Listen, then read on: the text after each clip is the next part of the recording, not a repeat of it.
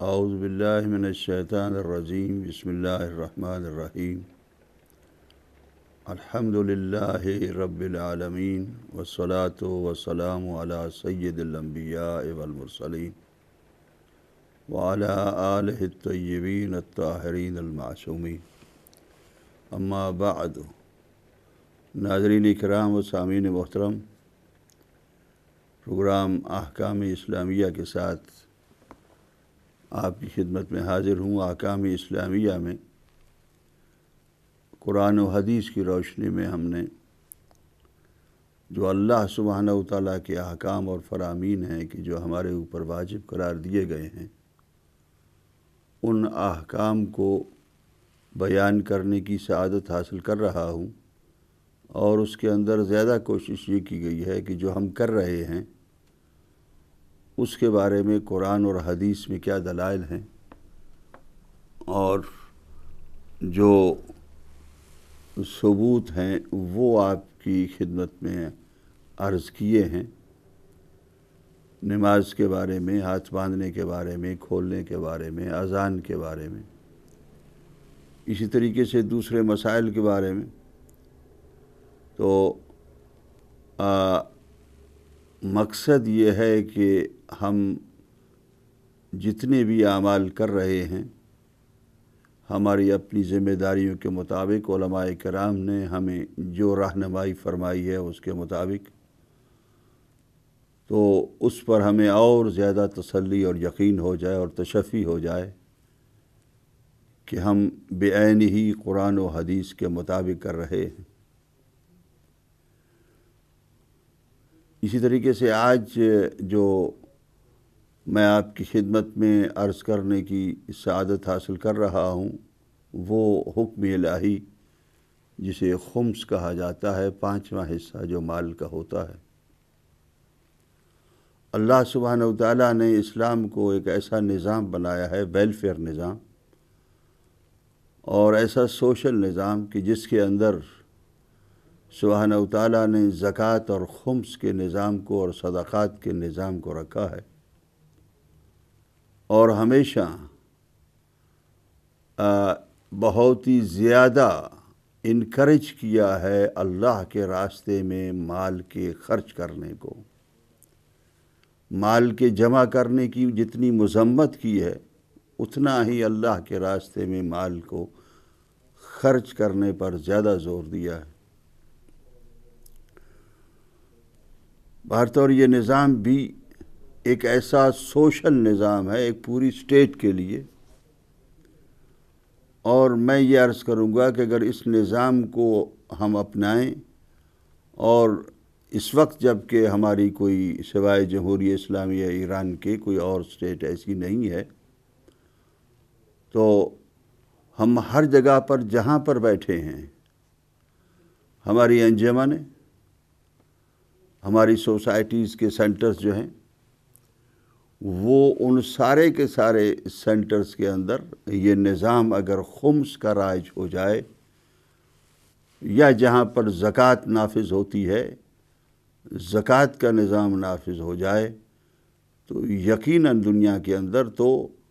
ہم بہت سے معاملات میں، اقتصادی معاملات میں خود کفیل ہو جائیں۔ لیکن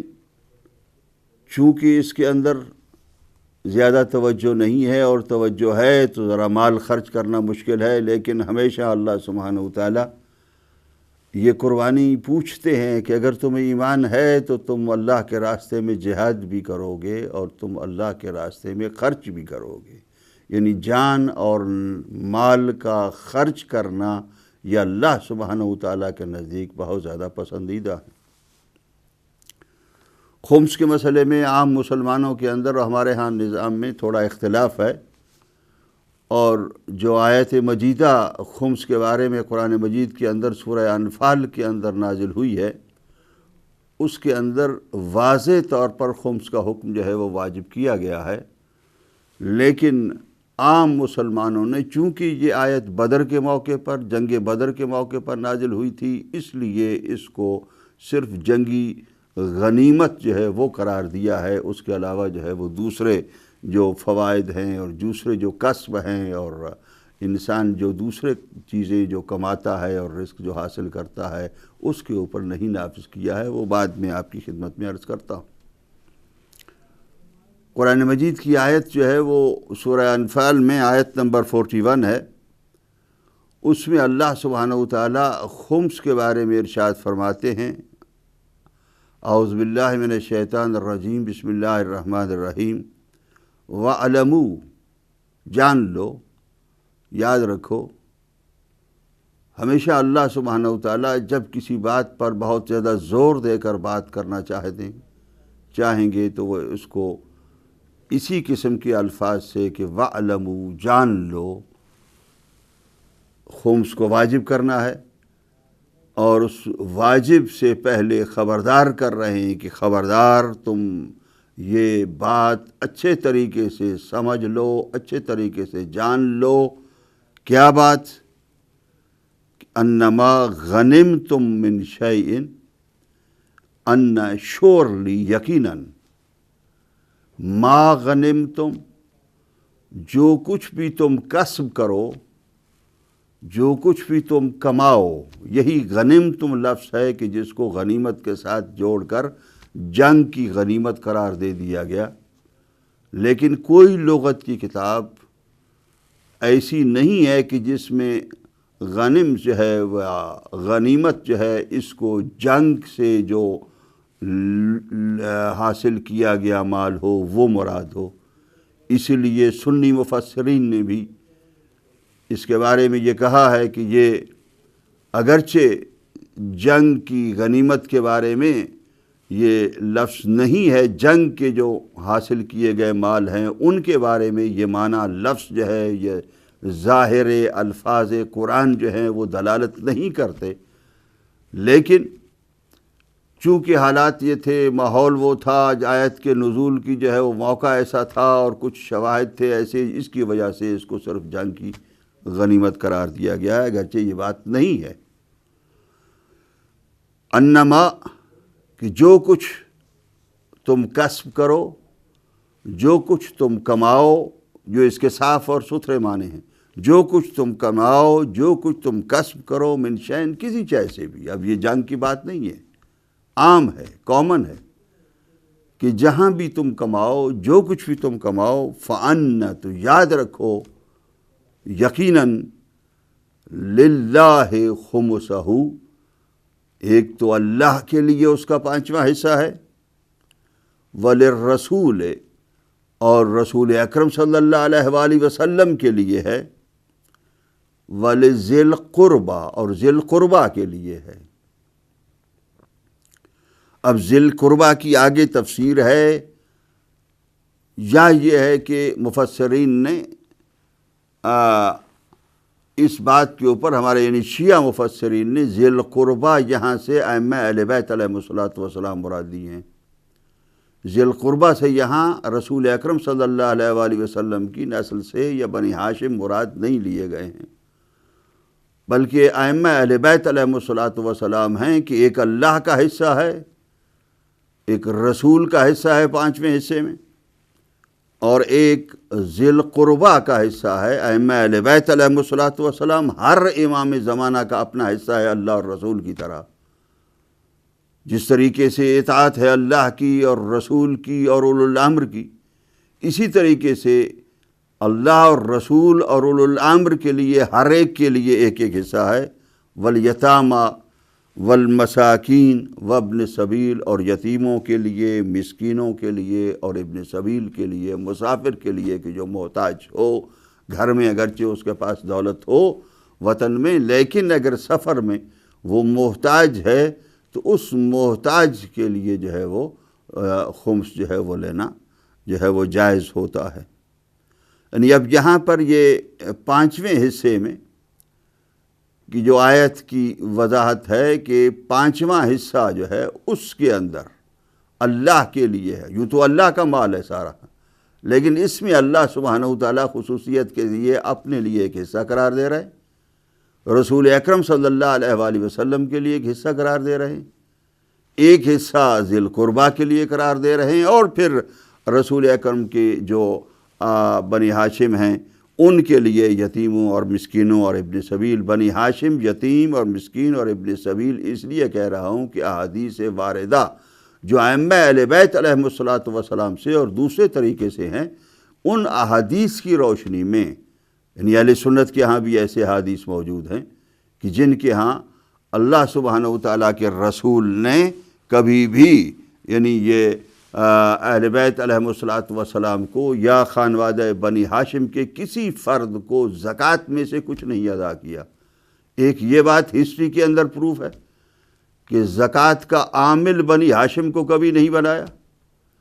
اور دوسری بات یہ کہ زکوٰۃ جو ہے وہ ان کو کسی وقت جو ہے وہ ادا نہیں کی گئی۔ اب یہ جو پانچویں حصے میں ایک اللہ کا، اللہ کے رسول کا اور ذی القربہ کا، اور پھر یہ تین حصے ایک ہو گئے، پھر یتامہ کا، مساکین کا، مسکینوں کا، فقراء جو ہیں سادات ہیں،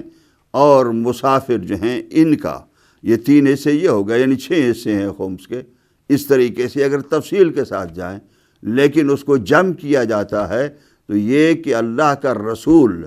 جب رسول اکرم زندہ تھے تو اللہ کے رسول اللہ کا حصہ،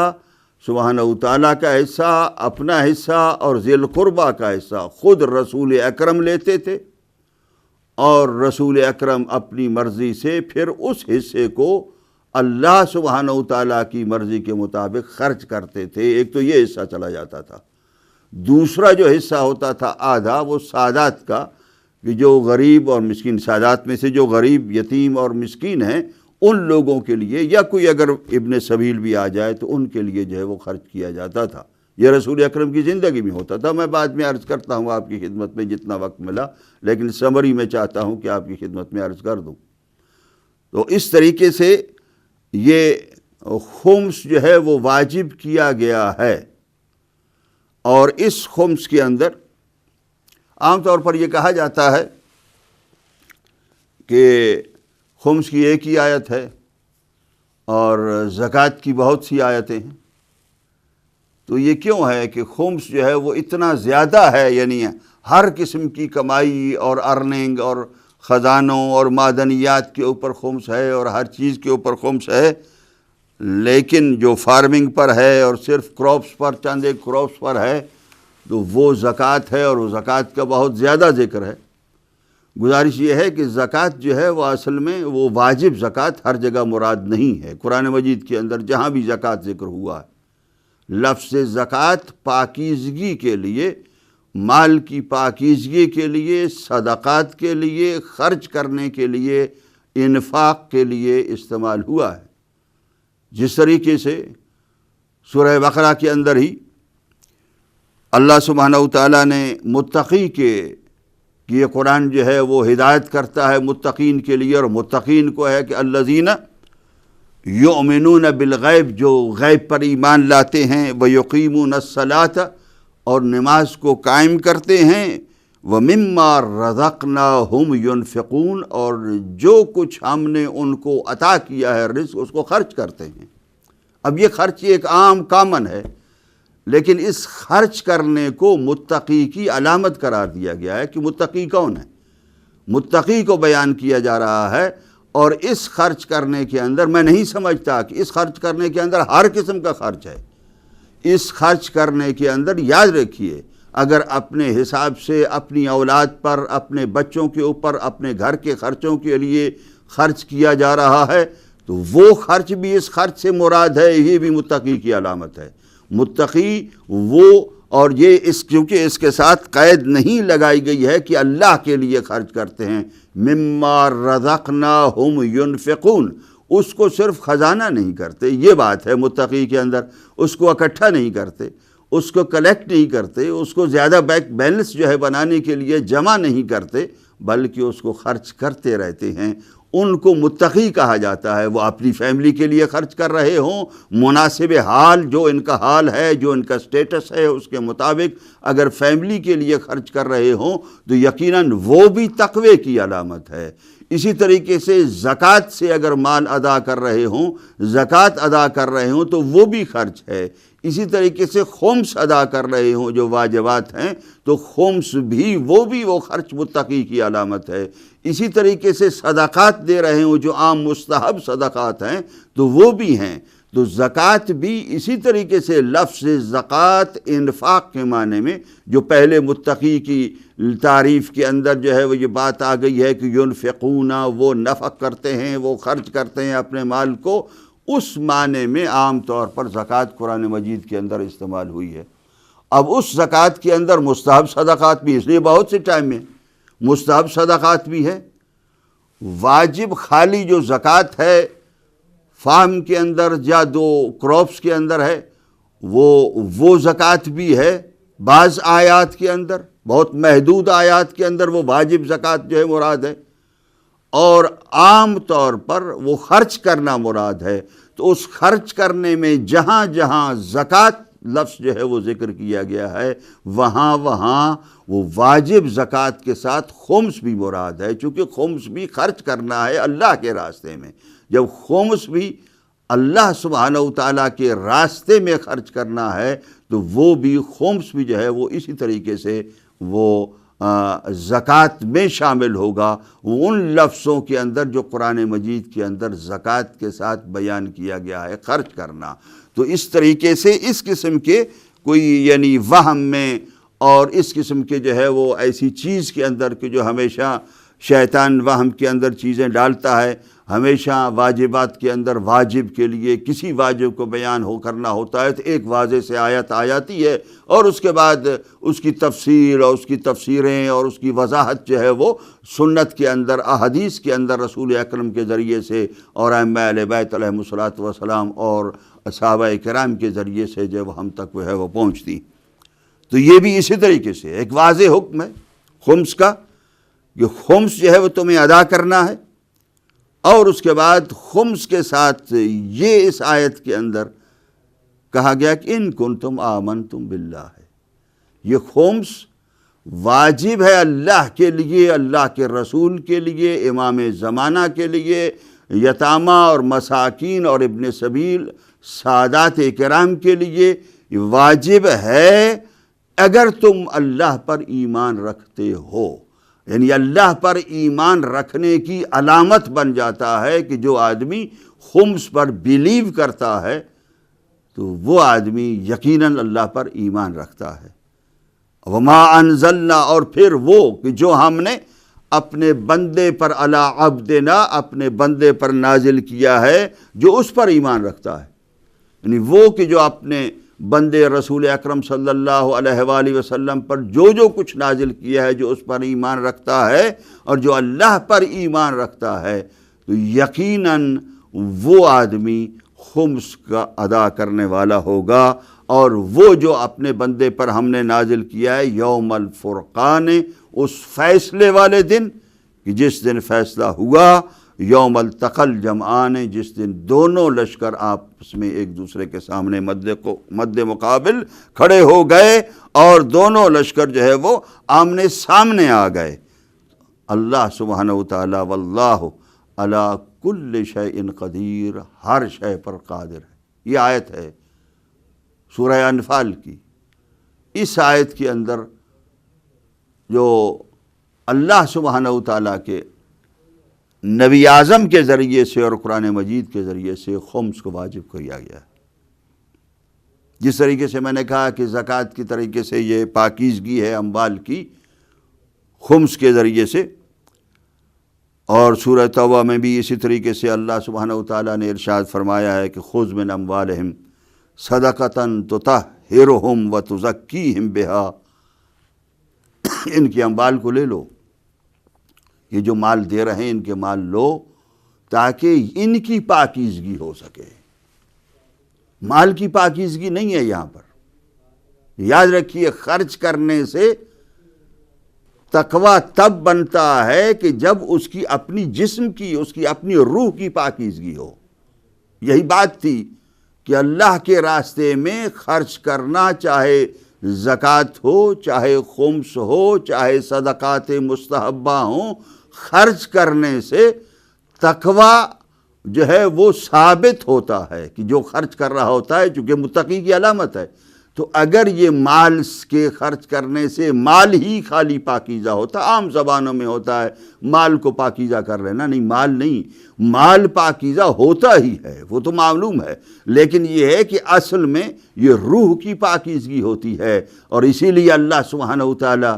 سورہ توبہ کے اندر ارشاد فرماتے ہیں، خُذْ مِنْ أَمْوَالِهِمْ، ان کے اموال میں سے اے رسول اکرم لے لیجئے، صدقتاً، ایک صدقے کے طور پر، تطہرہم وتزکیہم، کہ اس سے تم ان کو پاک کرو گے، اس سے ان کو پاکیزگی، ان کی طہارت کرو گے، یعنی ان کے مال لے لینے سے، قبول کر لینے سے ان کی اپنی طہارت اور ان کی اپنی پاکیزگی ہوگی۔ اس کے ذریعے سے وصلی علیہم، اور ان کے لیے دعا بھی کرو، اس لیے کہ جو لوگ جو ہیں وہ زکوٰۃ لے لیتے ہیں،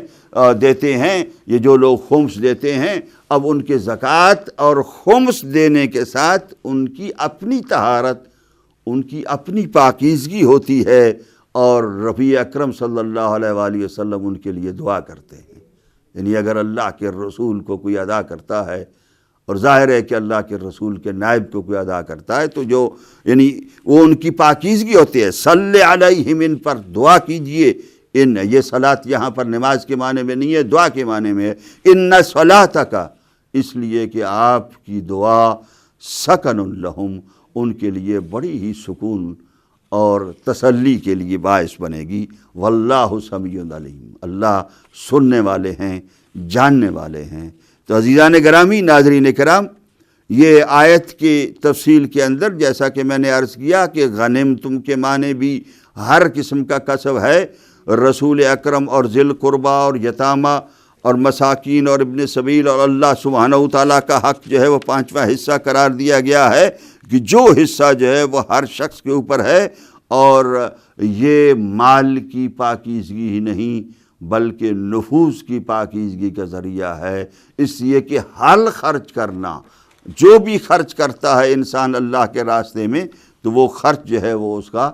اللہ سبحانہ وتعالیٰ کے نزدیک اس کی روح اور اس کے نفس کی پاکیزگی کا ذریعہ بنتا ہے۔ نفس کی پاکیزگی کے لیے، روح کی پاکیزگی کے لیے، تقوی کے درجات کو حاصل کرنے کے لیے جس طریقے سے نمازیں پڑھتے ہیں، اسی طریقے سے ہمیں مال بھی خرچ کرنا ہے، زکوٰۃ بھی ادا کرنا ہے، خمس بھی ادا کرنا ہے۔ تھوڑی دیر کے لیے وقفے پر جاتے ہیں، اس کے بعد آپ کی خدمت میں حاضر ہوتے ہیں۔